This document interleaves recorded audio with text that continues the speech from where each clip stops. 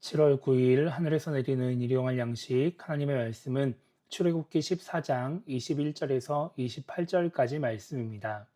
모세가 바다 위로 손을 내밀매 여호와께서 큰 동풍이 밤새도록 바닷물을 물러가게 하시니 물이 갈라져 바다가 마른 땅이 된지라. 이스라엘 자손이 바다 가운데를 육지로 걸어가고 물은 그들의 좌우에 벽이 되니 애굽 사람들과 바로의 말들 병거들과 그 마병들이 다 그들의 뒤를 추격하여 바다 가운데로 들어오는지라. 새벽에 여호와께서 불과 구름 기둥 가운데서 애굽 군대를 보시고 애굽 군대를 어지럽게 하시며 그들의 병거바퀴를 벗겨서 달리기가 어렵게 하시니 애굽 사람들이 이르되 이스라엘 앞에서 우리가 도망하자. 여호와가 그들을 위하여 싸워 애굽 사람들을 치는도다.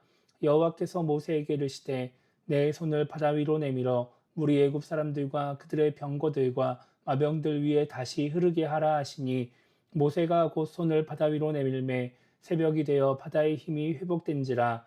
애굽 사람들이 물을 거슬러 도망하나 여호와께서 애굽 사람들을 바다 가운데로 엎으시니 물이 다시 흘러 병거들과 기병들을 덮되 그들의 뒤를 따라 바다에 들어간 바로의 군대를 다 덮으시니 하나도 남지 아니하였더라. 아멘. 오늘 우리가 읽은 말씀은 이스라엘 자손들이 바다를 건너는 과정에서 있었던 일을 기록하고 있습니다. 21절을 보면 모세가 하나님의 말씀을 따라 바다 위로 손을 내밀자 하나님께서는 동풍을 밤새도록 불게 하시면서 바닷물이 갈라지게 하십니다. 바다가 한순간에 갈라진 것이 아닙니다. 그 사이에 준비를 마친 이스라엘 자손들은 물 사이를 통과해서 바다를 건너갑니다. 그러자 애굽 군대가 이스라엘 자손을 뒤쫓아서 갈라진 바다로 들어갑니다. 하나님은 불기둥과 구름기둥으로 애굽 군대를 혼란스럽게 하시고 병거의 바퀴를 망가지게 하십니다.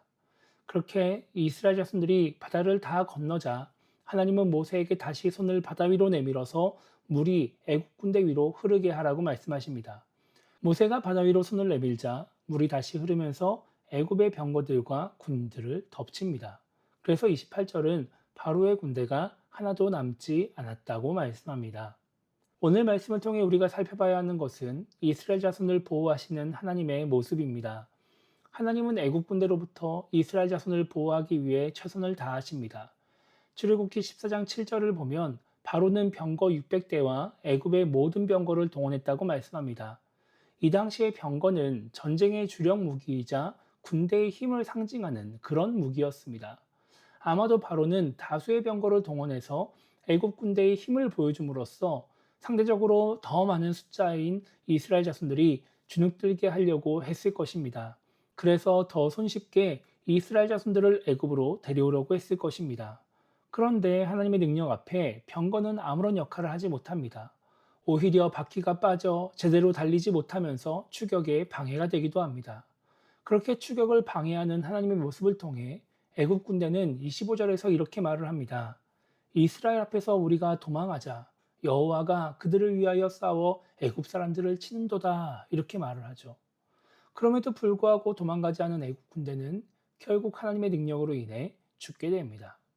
하나님을 믿으며 살아가다 보면 하나님의 뜻을 이루기 위해 하나님의 뜻을 따라 살아가다 보면 신앙생활에 방해를 받기도 하고 하나님의 뜻을 이루는데 방해를 받기도 합니다.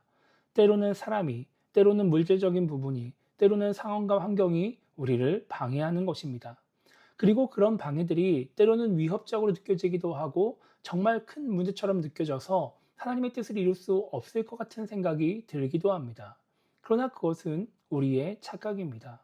우리가 믿는 하나님은 우리를 방해하는 그 어떤 존재보다 더 위대하시고 능력이 있는 분이십니다.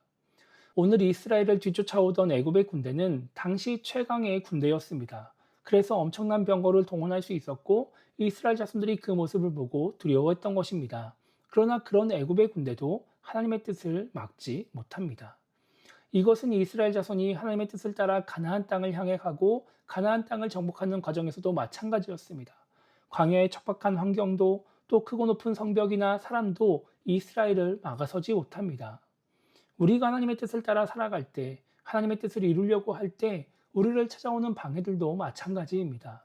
그 어떤 방해나 어려움도 뜻을 이루고자 하는 하나님보다 강하지 않습니다. 우리는 그 어떤 것보다 강하고 위대하신 하나님이 우리를 인도하시고 우리를 통해 자신의 뜻을 이루신다는 사실을 잊지 말아야 합니다. 그래서 우리를 보호하실 하나님을 믿고 의지하며 담대하게 계속해서 하나님의 뜻을 향해 나아가야 하는 것입니다. 그러면 우리도 오늘 이스라엘 자손들과 같이 우리를 지키시고 보호하시는 하나님의 놀라운 능력을 경험하게 될 것입니다. 그래서 오늘 하루를 시작하며 우리가 이렇게 기도했으면 좋겠습니다. 하나님의 뜻을 이루기 위해 살아가면서 고난과 어려움, 여러 방해를 경험한다 할지라도 흔들리지 않는 신앙인이 될 수 있게 달라고 기도했으면 좋겠고요. 우리를 보호하시고 인도하시는 하나님을 믿고 의지하며 계속해서 하나님의 뜻을 향해 나아가는 신앙인이 되게 달라고 기도하며 오늘 하루를 시작했으면 좋겠습니다. 오늘도 우리와 함께 하시는 하나님을 경험하며 그렇게 하나님의 은혜 가운데 살아가는 하루가 되기를 주님의 이름으로 축복합니다.